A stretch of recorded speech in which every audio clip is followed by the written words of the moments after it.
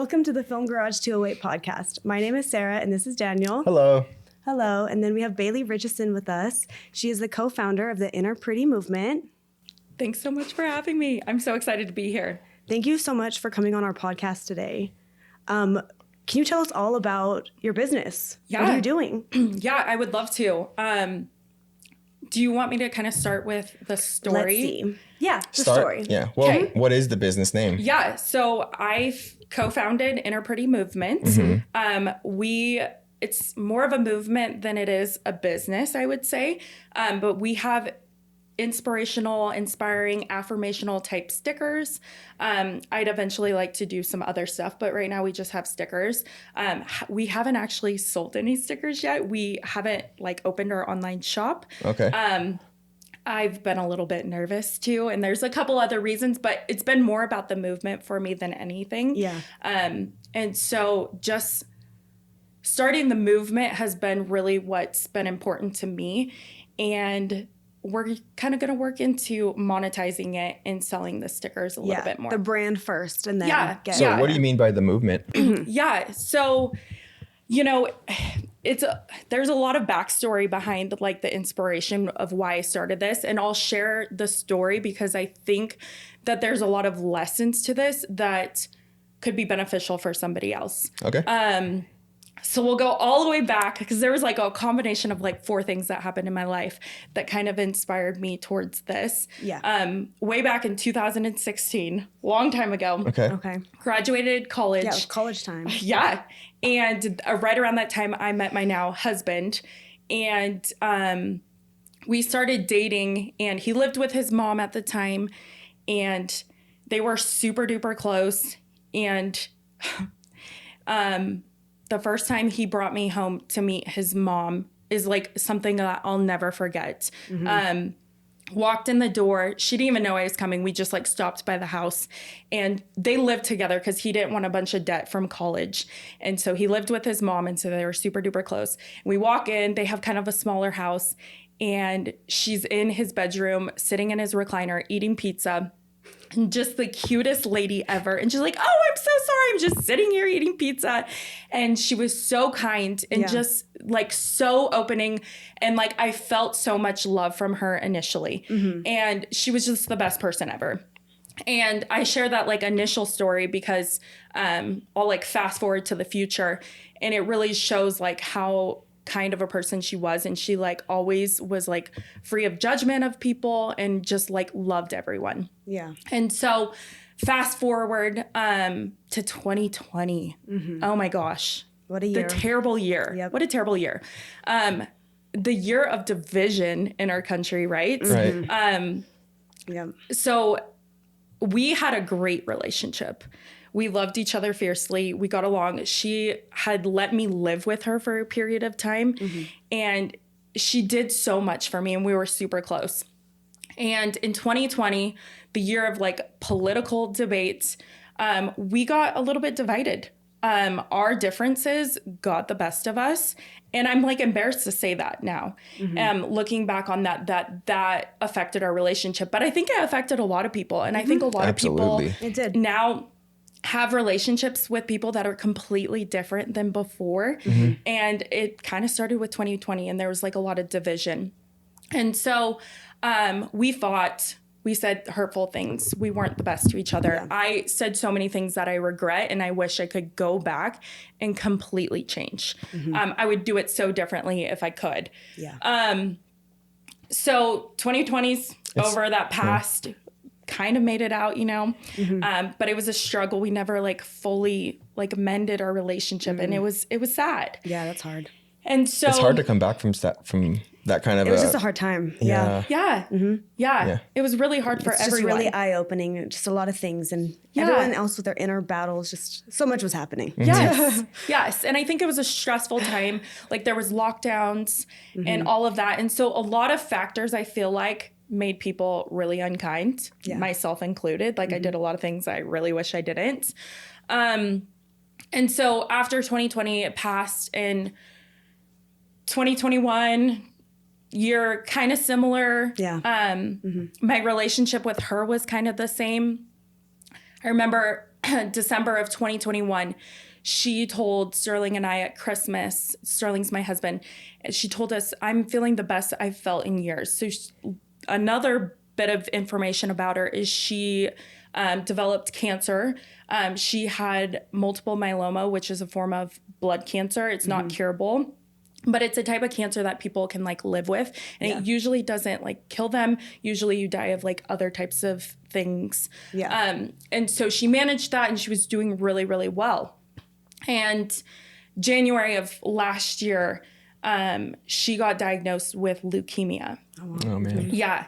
And it was really, really hard, especially like right after she said like, this is the best I felt in years. Yep. And it was terrible. We're like, okay, now what? And so she lived for a couple months. And in May of last year, one morning I was sleeping. It was like a Thursday morning.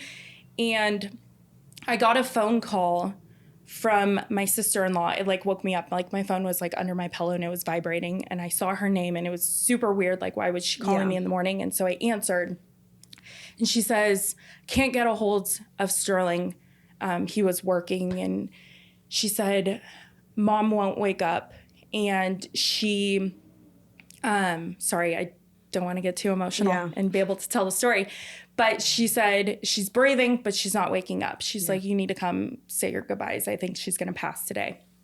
So I couldn't get a hold of my husband. I finally got through to him and he came back from the site and we drove down to Pocatello to say our goodbyes. Yeah. And this is a day I'll never forget. And I tell this story and I probably share more details than most people care to like want to know, but I think it's important because I want people to feel my experience so that they don't make the same mistakes that I did. So we go to say our goodbyes. And at that point, she's laying in her bed. Her eyes are open, like she's awake, but she's not like really there. She wasn't able to talk. And so she's like laying there and she's kind of like looking off. And I grabbed her hand and I said to her, I'm so sorry. And a tear rolled down her face. Oh. And so she like wasn't really there, but I felt like forgiven in that moment. And it was one of the hardest days of my life. Yeah. And in that moment, you forget about all the reasons you ever fought with somebody. We should have brought tissues. Sorry. Don't make me to make it so sad. Yeah. But I share like the details of that because in that moment, everything that we ever fought about, you forget. Yeah, it doesn't matter anymore. No. Yeah. And all I could remember, and this goes across the board, is that like when we're all gone at the end of the day in life, that people won't remember what you did, but they'll always remember how you made them feel. Yeah. And I know there were times where I really messed up and I made her feel bad or whatever. But in that moment, I didn't remember any of the things she did or said or any of the things I did or said. I remembered all the ways she made me feel before times were bad. Yeah. And I had so much regret. And I hate that. Like, you should never wait until the day somebody is literally dying and gonna pass away to say I'm sorry. Like, if you're sitting next to somebody's deathbed and you're saying to them, I'm sorry, like you've done something wrong. You've waited too long. And so that's like really shaped me in a lot of ways. Yeah. You know, I believe that you've only ever failed in life if you don't learn from past mistakes. And so I don't believe that was all a failure unless you do nothing with it. Yeah. And so I'm trying to do things in my life differently so that I don't repeat that mistake. It was like, I have all these relationships in my life and that was probably the worst one at that point in time. And that person was gone and I didn't leave any time to fix that relationship. Yeah. And so I have a lot of advice around this. And really what I would like to tell people is that at the end of the day, like there's reasons why you shouldn't talk to somebody anymore, like abuse and things like that, that are really painful for people. But if you have differences like political, religious, things like that, those relationships are hard, but they're worth it to figure out. And so I would just really recommend to people, so that you don't feel the pain that I've felt, that you reconnect with people, that you don't have to talk about those topics, but you find ways to love them through it.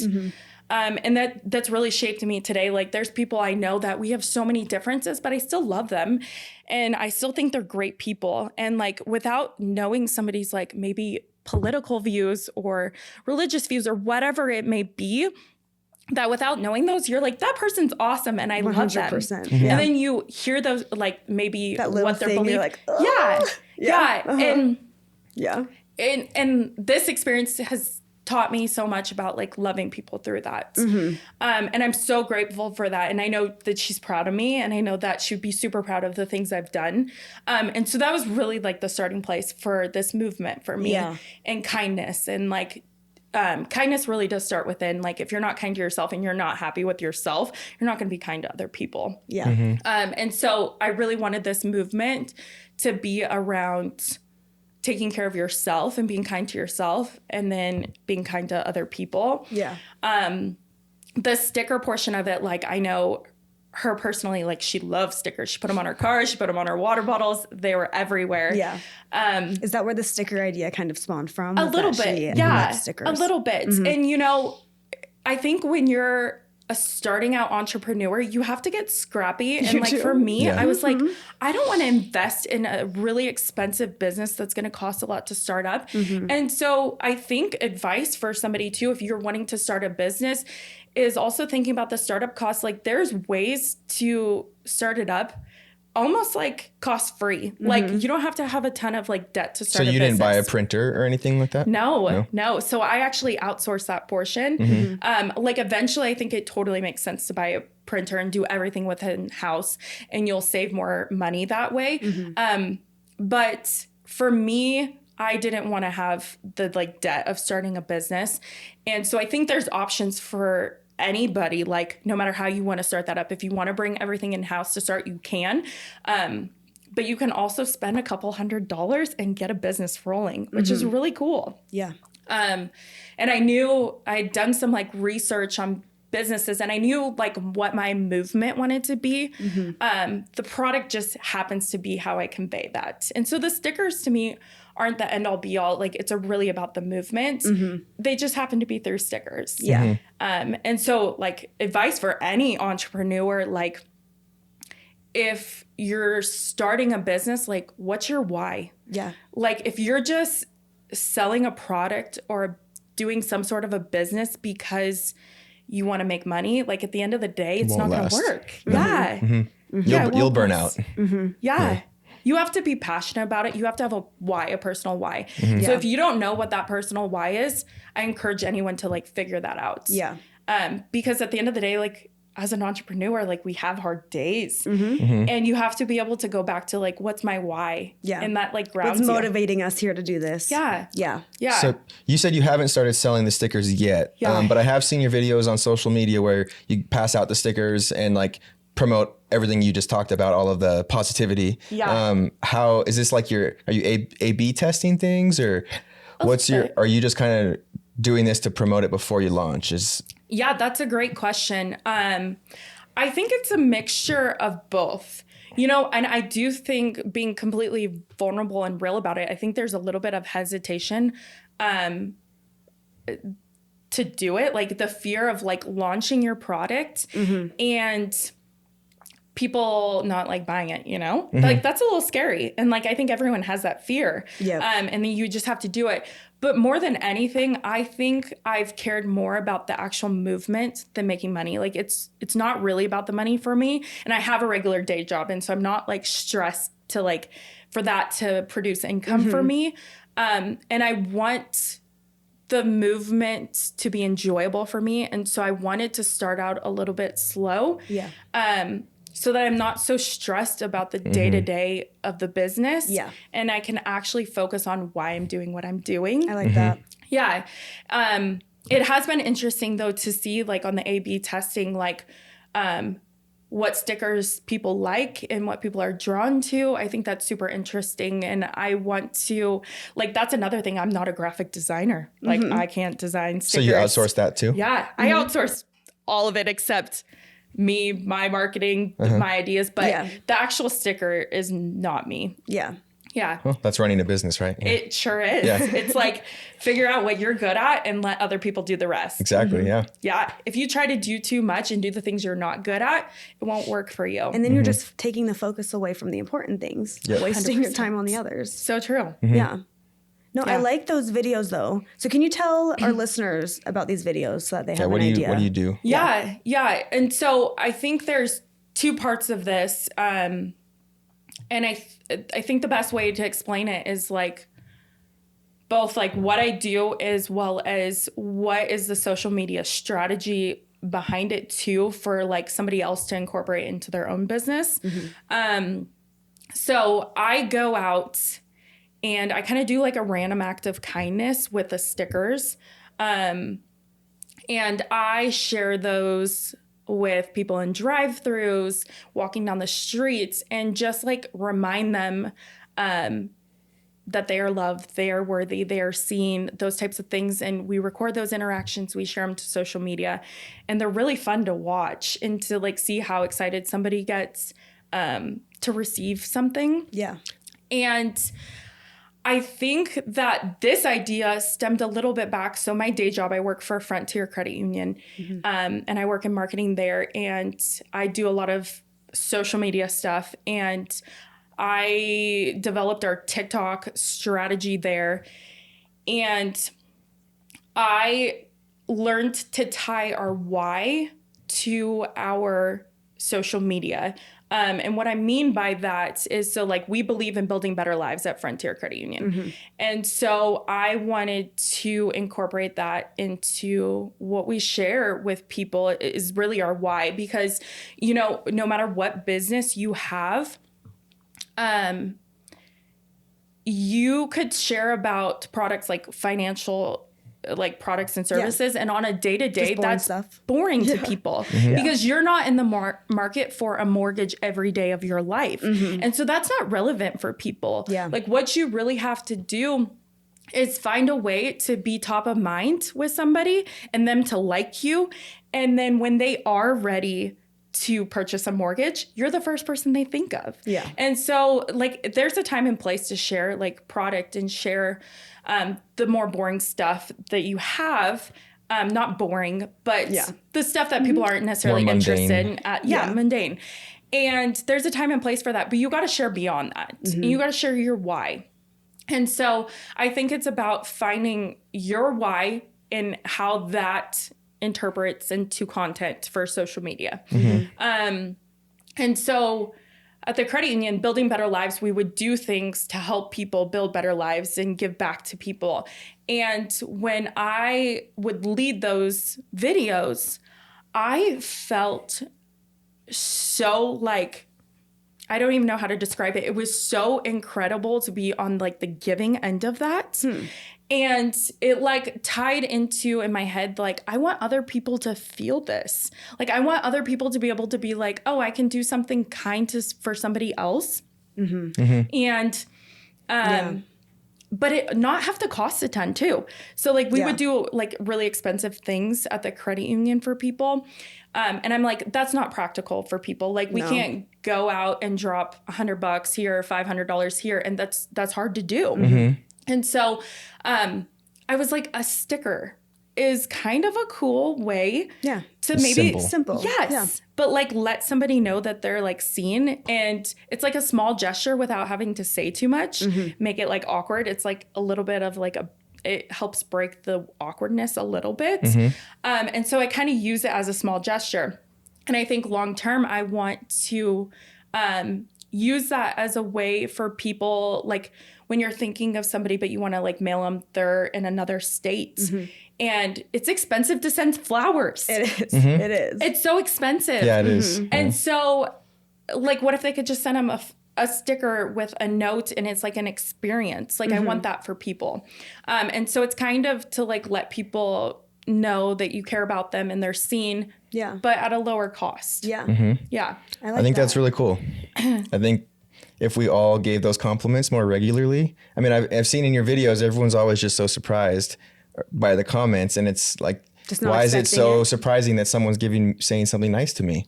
Right. And could you imagine if we just walked down the street and said, nice haircut to the person you didn't even know? Like, you don't have to know someone to give these compliments. And I'm sure that makes people's days. Yeah, their whole day will be made. So true. I know when I've had random people, say nice haircut or something simple that they notice on me and they don't even know me. I'm like, oh, it's a little boost of confidence. And right. Like, this world would be an amazing place if we could all just do that without thinking twice or doing it in a way that's sexual or demeaning. Just positive. Like, that's it. I like your shirt. Yeah. Like, that's all it is. Like, that could make somene's day. Yeah. And that's free. Yeah. That doesn't cost anything. So I love that you're trying to put that in like a package to give to people. Yeah. Well, and it's funny too, because sometimes when you compliment somebody, like, you don't think that, like, you're like, oh, like, I complimented them, but maybe it didn't mean anything. But like, think about how many times, like, in those experiences that it meant so much. Like, you could have 5 negative interactions with people in a day and feel so down, and that one thing could mean the world to you. And so we just never know what people are going through. And so if you could be a little light in their day, we should. Yeah. Yeah. I really like that. Yeah. It's a good way to put perspective Have you on started working with other brands? Yeah. So we've actually collaborated quite a bit. So, like, huge shout out to East Idaho, because there's amazing businesses here. The business community is so cool. People are really on board with collaborating. And so, like, if you're an entrepreneur or you're wanting to start a business and you haven't taken advantage of like collaborations yet, you should, because it's a really great way to like expand your audience, to like partner up with other people. Like, they'll share their ideas with you. Like, people are really open, like, they want to help you. And so I think it's really important to collaborate. How do you initiate that? What do you do? So, you know, it's funny because people like compliments. They want you to tell them they're really good at what they do. And so I usually reach out and I am like, I'm so inspired by you. Like, you're really killing it. Like, I think there's both a side of like collaboration and mentorship. Okay. Like, they could be a mentor too to you. And so I think it's okay to like either ask them for help or provide them value. So for me starting out, I'm like, okay, I basically provide no value to these other businesses who are massive. And so you think like, oh, I can't approach them. Like, they have so much more going for them than you do at that time. Yeah. And so you have to think about, okay, if we're going to collaborate, how am I going to provide them value as well? Yeah. And so that's an important piece, because you don't want it to come off as like you're just trying to take from them. Just asking for freebies. Yeah. Right. Yeah. And so when I've reached out, I've been like, hey, I want to give you a couple 100 stickers to just share with your people. Like, would you like to do that? If there's something else you want to do along with that, like, let me know. But I would love to give you stickers, and hopefully that's like a little perk for your customers. And so I think you have to be willing to like give out some free stuff to start, and it's so worth it. And you've seen a lot of like positivity from that. You've got a lot of followers and yeah. And I think just having those people in your corner is amazing too. Like, if you can like call that person up or just know them, it's so beneficial. And like, as you guys know, like, entrepreneurship can be very lonely. And so it's good to know other people that have similar struggles as you, whether you're collaborating, just talking to them as a friend, like, those people are in your corner. And so it's good to collaborate, look for mentors, all of those things. So do you have a mentor that you've been working with, or? Yeah, so I would consider several people mentors to me in different ways. my boss, who's the chief marketing officer at Frontier Credit Union, he's probably been the like most influential mentor for me. And he was probably the person that made me realize like, oh, you have to have a mentor. Like that is so critical. Like you can have these other resources, but if you don't have a good mentor, like you're missing out. And he's just like motivating you to like, just get your shit done. Yeah. And, you know, he has years of experience that I don't have. And so it could save you from making those mistakes. Yeah. Yeah. And so he's a great person to give advice. Like I've grown so much in my day job, like at the credit union because of like his knowledge and his expertise. And, you know, with mentorship, and if you're looking to find a mentor, like people are really like honored and feel special if you reach out to them and you're like, I want help from you. Like they feel really special. And so I don't think you should be too scared to like ask somebody for help. I see. I like that. Yeah. Another perspective. For anyone listening, if they're looking for someone like that, how would you recommend like approaching them? Yeah, I think there's a couple different ways you could do it. I've reached out through social media.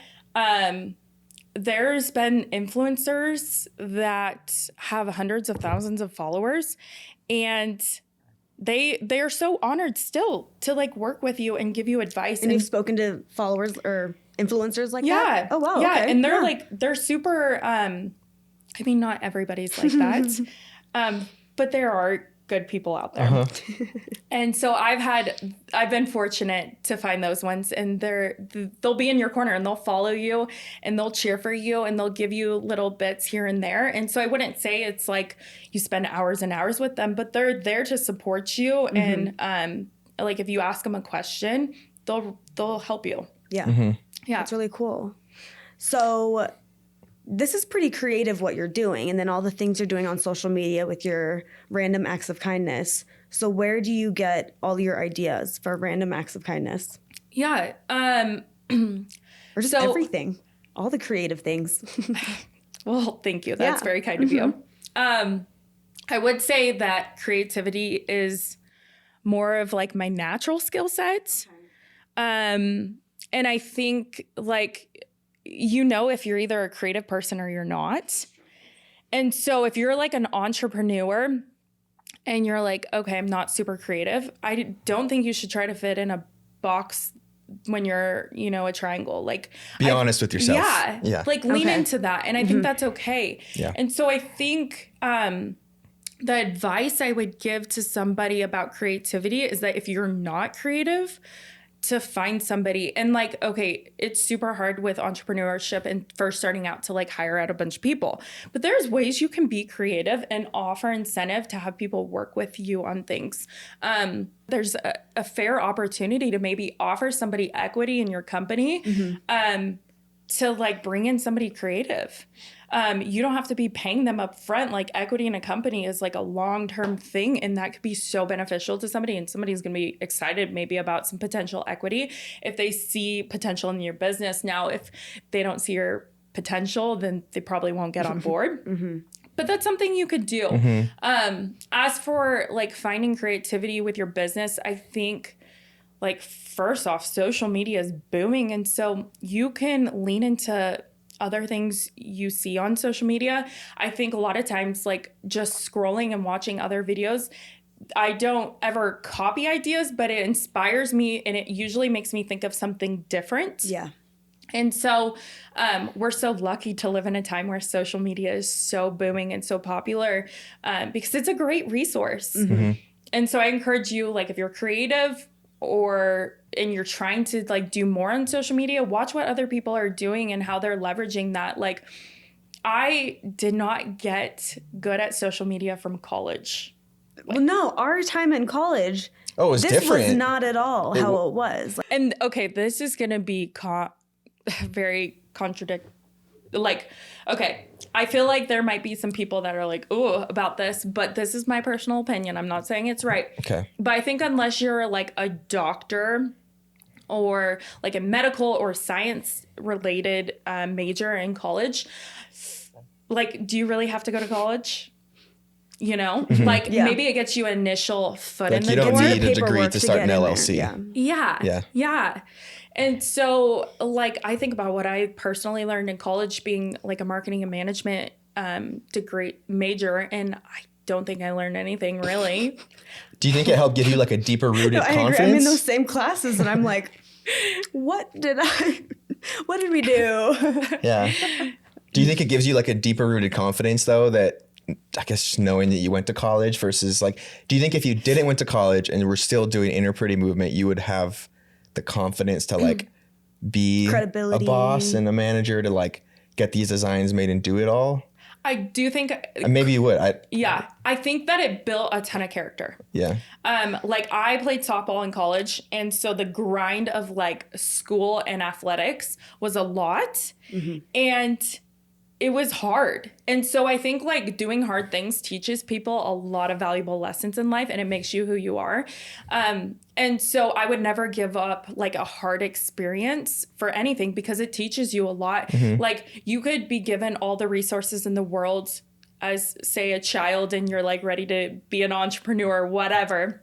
But if you haven't had to do anything hard in your life, like you're not really going to have that character to like get through when things get hard, because things are going to get hard in like entrepreneurship. Gotcha. And so I do think like college was I wouldn't take it away for the year, for the world. I wouldn't take away the experience. It was fun, you know, like had a blast. It was a great time. But like the educational piece, I'm like, meh. Like you don't have to, like there's other things you can do. And so I think it teaches you a lot about getting scrappy and doing the grind. But beyond that, it didn't do a ton for me. Yeah, I could agree with that because I was a marketing major. And if anyone doesn't know, we went to college with Bailey. And we are also marketing majors in the same school with Bailey. But no, I get that. It's like, as long as you have that, something to challenge you at some point in your life, then you probably still would have had that grit that drives you today. Yeah. And then just the baby steps, because now what jobs have you worked since college? Yeah. So when I graduated, I heard, well, I didn't know what I was going to do. It's like, what do I do now? Right. You know? And like marketing, especially in Idaho, like unless you go to Boise, there's not a ton of marketing jobs because you're not in a big city. And so it's kind of hard to come by. And so I heard they were going to open a Chipotle in Pocatello. Right. And I was like, I love Chipotle. And so I became a service manager and I helped like the opening process of that restaurant. And Very cool. was a service manager. Yeah. I mean, I remember that. I remember that. Yeah. Yeah. Okay. I made like no money. Like it was not like a long-term play at all. And it was super hard work. Yeah.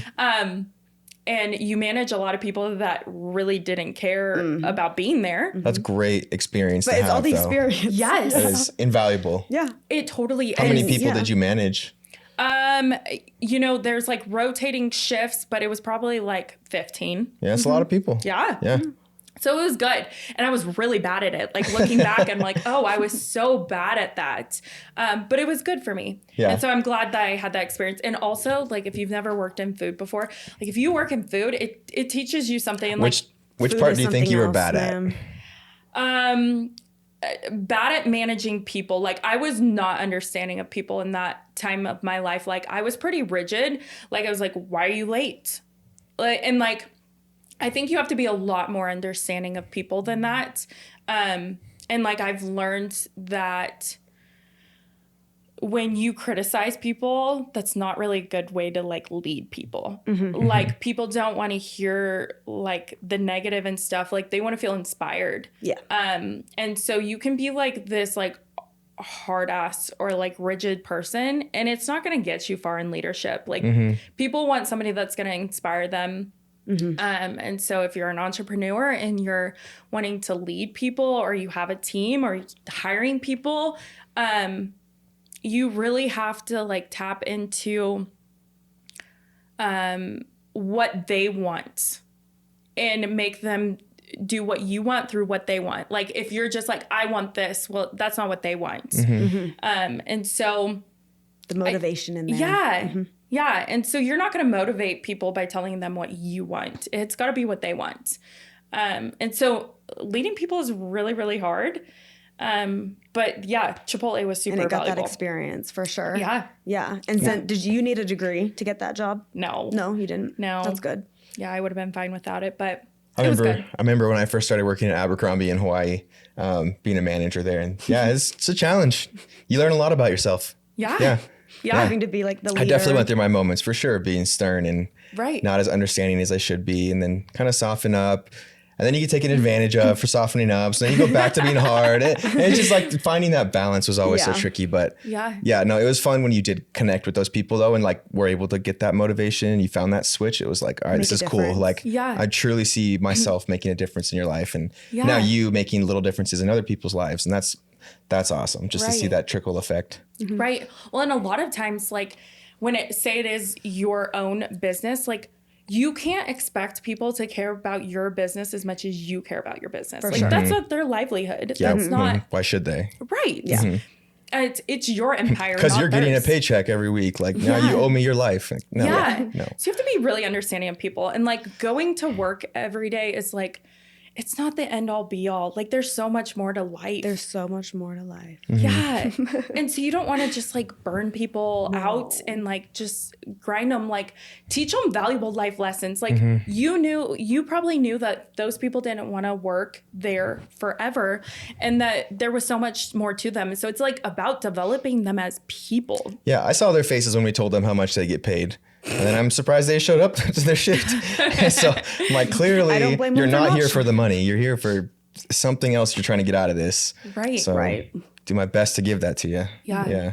So I know you said that you work full time and then you were kind of doing this on the side. That's a lot. Yeah. I took a big deep breath when you said that, thinking about it. There's no such thing as balance. Yeah. Somebody once told me that it's about living a balanced life, not a balanced day.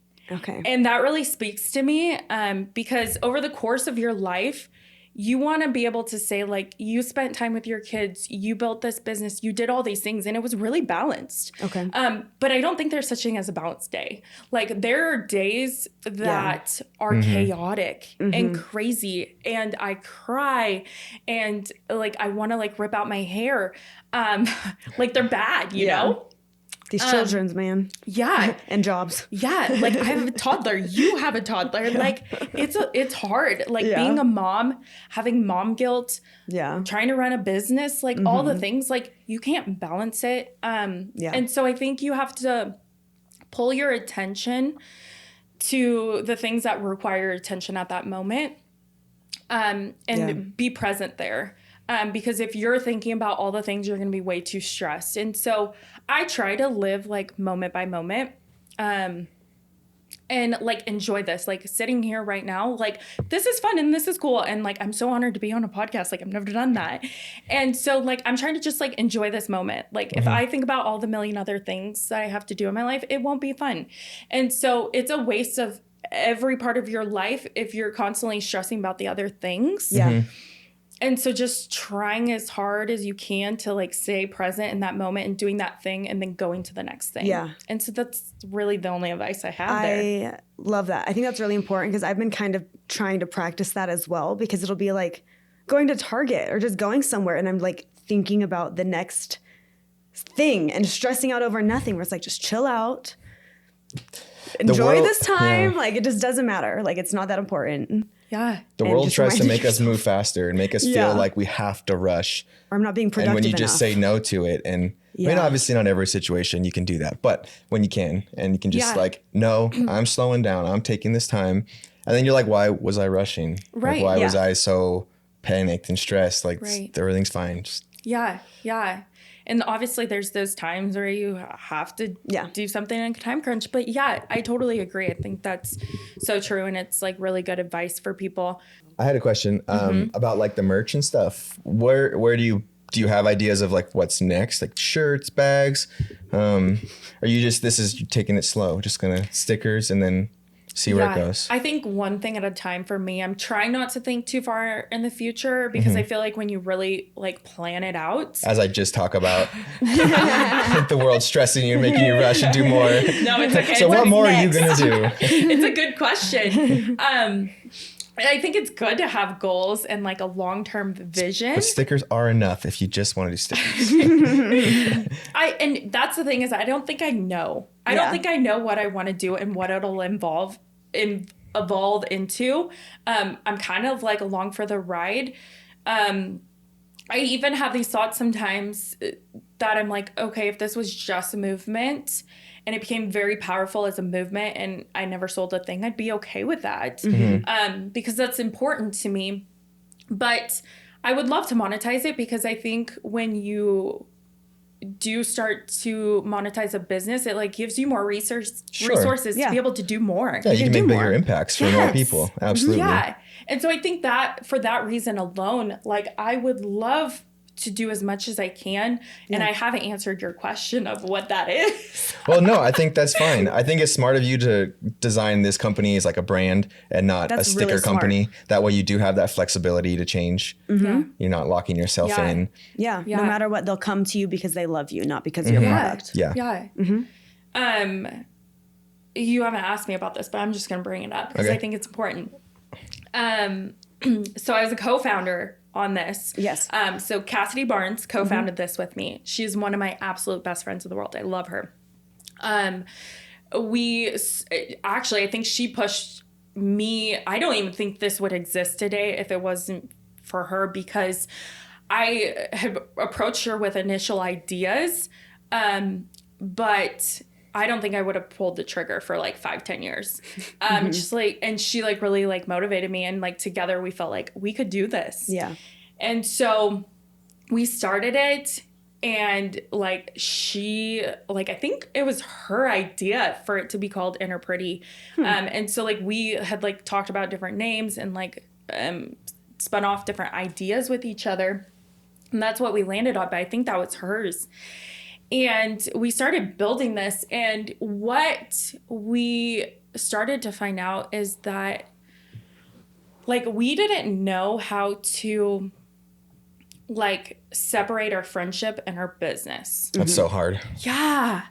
It's so hard. And like, I know like there's so much advice about like, oh, don't go into business with friends and blah, blah. And I think you should go into business with friends and people like you love. And yeah. How else are you going to do it day in and day out for the next 40 years? Yeah. If you can't stand the person next to you. Right. So like you want to do it with people you love. And so I think I would never change it for the world. And so we went with this, and the hardest thing is we both have day jobs, and she lives in Boise. I live in Idaho Falls. We have hundreds of miles between us. And outside of our regular work hours, we'd just be talking about Inner Pretty. Yeah. And we got away from talking about like our friendship. Yeah. And it was really hard. And like, I think I did some things wrong. And I think I like looking back, I should have separated things out a little bit more, but it was really hard to do, you know? Yeah. And so ultimately she was like, Bailey, I think you should run with this business, and I think we should focus on our friendship. And like, I have so much respect that like she cared more about our friendship than the business. For sure. Was really important, like that. Just the whole movement. Yeah. And for a second I was like, well, maybe I shouldn't do this. Yeah. Like if it's not with you, like why am I doing this? And she was like, no, you should do this. And she's no longer a business partner, but she's still totally involved. Like if I tell her I'm doing something for Inner Pretty, like she's the first person to know. Like she gives me ideas, like she'll call me all the time and she'll be like, hey, you should do this for Inner Pretty. And so I think long term, I hope that like years from now she's back as a partner. Yeah. But like I've definitely learned so much from that experience, and I'm so glad that like we remain friends, and like being business partners didn't like destroy us, you know? Yeah. Because I think it does for a lot of people. Yeah. Absolutely. Yeah. For sure. We've had Yeah. You have it your sucks own when it business happens because you never want it to. Yeah. It's like never your goal or intention. Yeah. So especially when it's because of around your business and you're like, this is my thing that I want everyone to like, and it just can't win them all though. Yeah.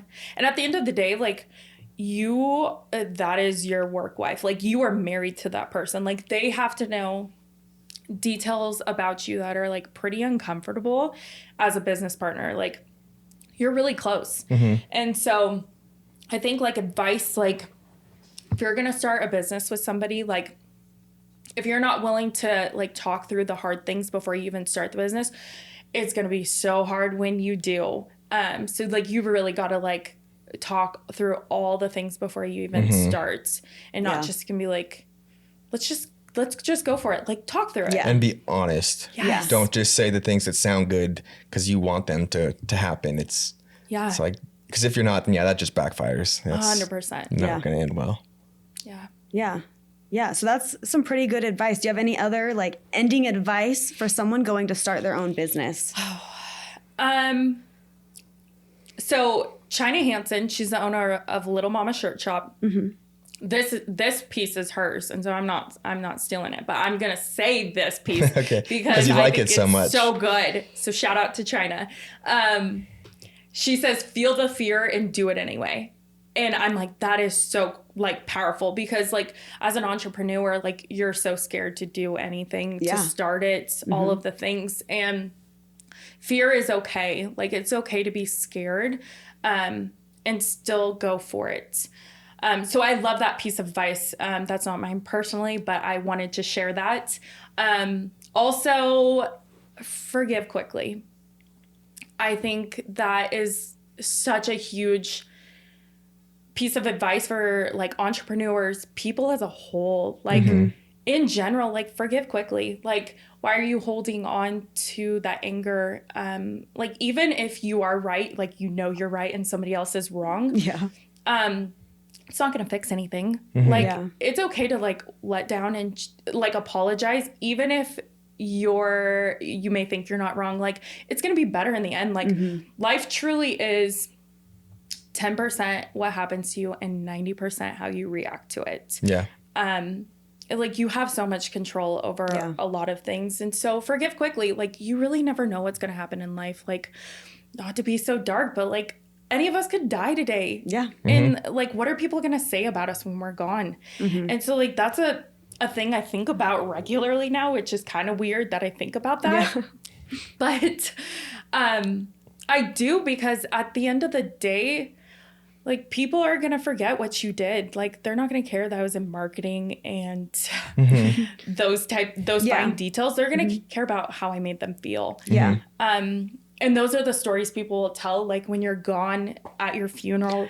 Oh, that just reminded me. It was a post, and it was like, the things that are important to your life are written in your obituary. And it was like, you don't have on there, was an accountant for 10 years and then worked at, the list of jobs. It was like, no, they left their 3 kids. They left, and that's what's important. That is so true. And that's a really good piece. My boss always says to me, do something every day that scares you. And over the course of your life, you're going to look back and be like, I've done a lot of things. Interesting. So like day to day. And those could be so little. And so like, when I asked him, like, well, what do you mean by that? Like, what do you do? And what he told me he does is he'll reach out to people like that he hasn't talked to in a long time, but maybe he like wronged them, or like they left on bad terms or something. Interesting. And he'll just be like, hey, I know you probably haven't thought about this in 5 years, but 5 years ago, like, I said this thing and I'm sorry. And like, I think that's so powerful. Like, there's so many people in our past that like, we make mistakes. We're human. And so it's like, say sorry to people, or reach out to somebody you haven't heard from in a really long time. Like, you never know like what's going to happen in life. So just do those things, and like, you won't regret it. Easy like things to overlook, but very important things. They're so simple. Like, balancing life, like, it's so difficult. You're like, oh, I have a million things to do today. Like, how do I have time to reach out to somebody? Like, you have to make the conscientious effort every single day to like pause and be like, I'm going to message this person right now. That does take effort. It's like, how many texts do I have unread on my phone right now? To then go and text someone. Like, I'm pretty sure like let's look because this will be fun. I'm pretty sure, 151 unread text messages. That gives me anxiety. I could never. To be fair, mine was at 11, so that was like. Oh, both of you. To be fair, a lot of those are like I've subscribed to every single business. That's like what they all are. Yeah. And so don't think I'm not texting people back after I just told you to make sure you have good relationships. I think I've texted almost everyone back at this point. You know what to do. You never said it was easy. It's true. Yeah. Like Inner Pretty movement, like I don't have this movement because I'm like this perfect human who's super kind all the time. And it's so cliche, like it sounds cliche to be like, just be kind.